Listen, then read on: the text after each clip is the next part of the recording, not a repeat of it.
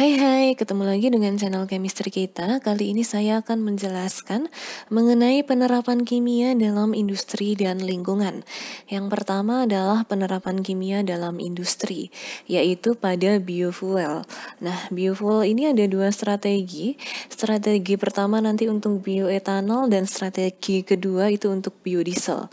Nah, untuk strategi pertama itu bisa menanam tumbuhan yang mengandung gula atau polisakarida seperti jagung. Ini bisa digunakan untuk produksi bioetanol melalui proses fermentasi. Sedangkan untuk strategi kedua itu bisa kita menanam tumbuhan dengan kadar minyak yang tinggi. Nah, di mana dengan menanam tumbuhan dengan kadar minyak yang tinggi itu bisa kita gunakan dalam produksi dari biodiesel.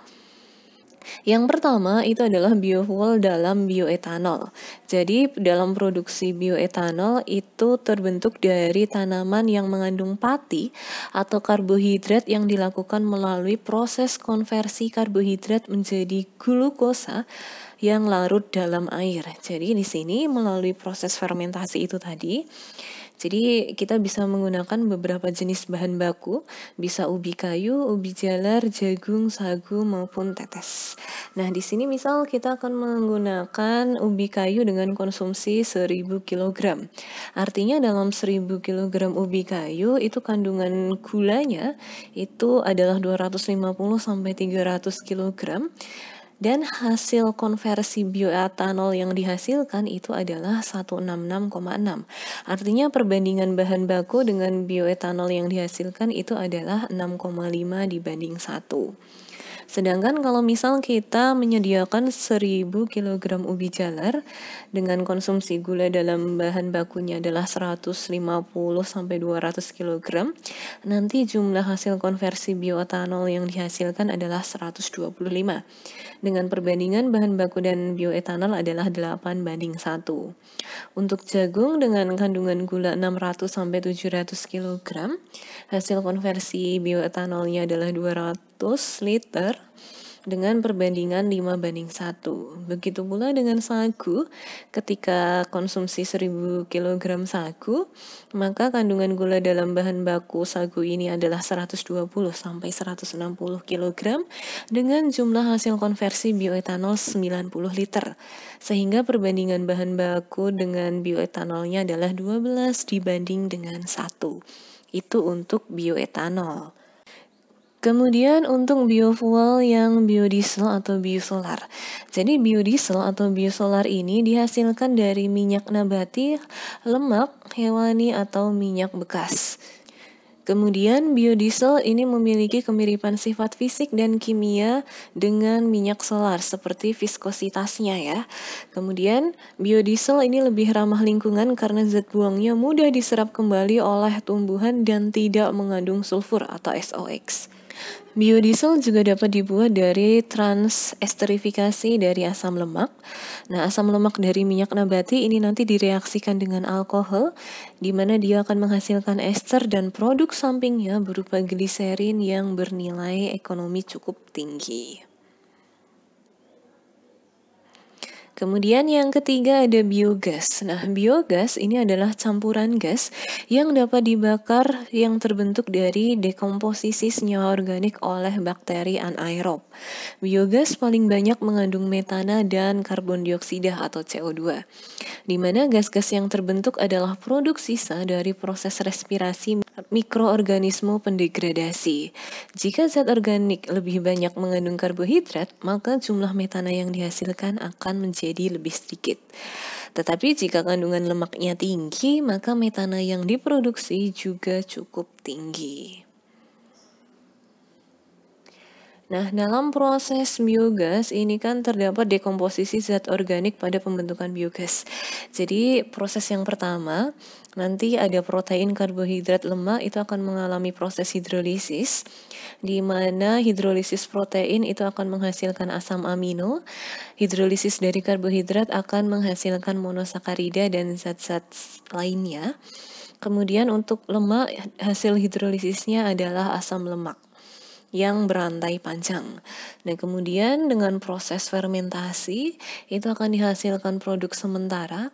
Jadi untuk fermentasi asam amino dan monosakarida ada yang langsung menghasilkan asam asetat atau CH3COOH, tapi ada yang menghasilkan produk sementara dulu. Dari produk sementara ini baru menghasilkan asam asetat atau hidrogen dan karbon dioksida. Sementara dari proses fermentasi asam lemak itu ada yang menghasilkan produk sementara, nanti akan menjadi asam asetat dan hidrogen karbon dioksida. Ada yang bisa langsung menghasilkan hidrogen dan karbon monoksida. Di mana nanti asam asetat dan hidrogen dan karbon dioksida akan mengalami proses metagenesis menghasilkan metana atau CH4 sehingga bisa dihasilkan biogas karena kandungan utama dari biogas ini adalah metana atau CH4. Berikutnya dalam peranan kimia dalam industri adalah proses saponifikasi atau penyabunan. Jadi kita tahu bahwa suatu lemak ini memiliki gugus COOH ini. Sedangkan suatu sabun itu memiliki gugus COONA atau COOK ya nanti. Jadi ini ada COO-Na+. Nanti di sini ini adalah bagian ekor atau nonpolar yang dia adalah hidrofobik. Sedangkan yang bagian kepala, yang bagian gugusnya ini, COO-nya ini, itu adalah hidrofilik dengan ikatan ion. Nah, proses atau reaksi dari saponifikasi di sini ada trigliserida yang direaksikan dengan natrium hidroksida. Dalam proses saponifikasi ini akan menghasilkan gliserol dengan gugus OH ini, dan ini adalah sabunnya ya dengan gugus COO tadi. Kemudian ada dalam industri pengolahan logam ya. Dalam logam dan pengolahannya, jadi kebanyakan logam-logam yang ada di alam itu terdapat dalam bentuk mineralnya. Jadi logam itu terdapat dalam bentuk mineral. Di sini ada malasit, magnetit, sinabar, dan sebagainya. Di mana komponen anorganik ini berbentuk kristal dari bebatuan yang dibentuk pada kerak bumi. Jadi mineral-mineral itu banyak ditemukan dalam bebatuan yang berbentuk kristal yang ada pada kerak bumi. Kemudian mineral deposit yang merupakan logam ini mudah diproduksi secara ekonomis sehingga biasa disebut dengan biji logam. Nah, ini adalah contoh dari logam mineral dan komposisinya. Jadi untuk merkuri ini mineralnya ditemukan dalam mineral sinabar dengan komposisi HGS. Kemudian molybdenum ini ada pada mineral molybdenite dengan komposisi MoS2. Timah ini dalam mineral kaseterit dengan komposisi SNO2. Titanium bisa ada pada mineral rutil dan ilmenit dengan komposisi untuk rutil adalah TiO2, ilmenit adalah FeTiO3. Zinc bisa ditemukan dalam sphalerite dengan komposisi ZnS dan ada sebagainya ini ya. Yang paling sering nih, ini yang ada di sebelah kanan, ada aluminium, bisa dalam mineral korundum dan gibbsite. Kemudian kromium ada chromite. Tembaga bisa pada kalkosit, kalkopirit, dan malasit. Besi ditemukan paling sering pada hematit dan magnetit, magnesium pirolusit, dan sebagainya.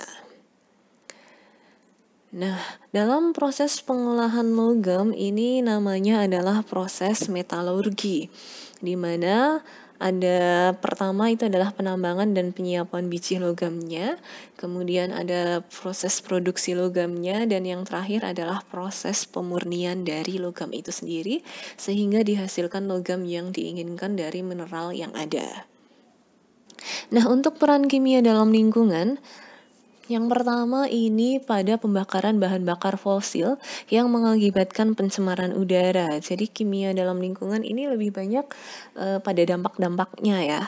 Jadi pembakaran bahan bakar fosil itu akan mengakibatkan pencemaran udara karena akan dihasilkan gas-gas bisa karbon dioksida, karbon monoksida, dan gas NOx, bisa nitrogen monoksida maupun nitrogen dioksida. Di mana pembakaran bahan bakar dalam suhu yang tinggi nanti nitrogen dalam udara itu akan ikut teroksidasi. Nah, NOx ini akan menyebabkan hujan asam dan smog fotokimia, sedangkan SO2 ini juga dapat menyebabkan hujan asam, PB atau timbal pada penggunaan bensin yang mengandung aditif senyawa timbal ini bersifat racun, sehingga ini juga memberikan dampak negatif bagi lingkungan. Kemudian berikutnya ada emisi gas rumah kaca global yang disebabkan oleh gas. Ini bisa menyebabkan global warming ya. Oke, jadi dari emisi gas rumah kaca di sini ada gas-gas yang dihasilkan. Jadi sebesar 65% ini bisa dihasilkan gas karbon dioksida yang berasal dari bahan bakar fosil dan proses industri. Kemudian 11% ini dari itu ya pembalakan hutan dan penggunaan lahan lainnya. Kemudian ada 16% gas metana, 6% nitrogen monoksida, dan ada 2% gas fluorin. Jadi gas-gas ini bisa berbahaya, dia bisa menyebabkan pemanasan global, kemudian penipisan lapisan ozon, dan sebagainya. Nah, kemudian ada juga logam berat yang berbahaya bagi lingkungan. Dikatakan logam berat karena logam tersebut memiliki ambang batas yang melebihi 5 gram per sentimeter pangkat 3. Jadi logam berat ini sangat larut dalam air, dia bersifat racun dan merupakan agen karsinogenik. Artinya logam berat ini dapat menyebabkan kanker. Nah, logam berat ini biasanya dihasilkan dari industri seperti CU atau tembaga, AG, perak, Zn, zinc, kadmium, kemudian emas, Hg, Sn, Cr, Fe, Ni, Ar, Se, Mo, Cn, Mn, dan aluminium. Nah, nanti logam berat ini akan diserap dan terakumulasi dalam tubuh dan menyebabkan efek serius pada kesehatan seperti kanker, kerusakan organ, kerusakan sistem, dan bahkan bisa menyebabkan kematian. Banyak penelitian yang saat ini fokus pada penjernihan limbah cair industri seperti metode biosopsi, sehingga nanti diharapkan dari penelitian ini bisa mengurangi dampak dari limbah-limbah industri ya, utamanya pada logam berat. Oke, cukup sekian untuk penjelasan dari peran kimia dalam industri dan lingkungan. Jika ada yang mau ditanyakan, silahkan ditanyakan. See you.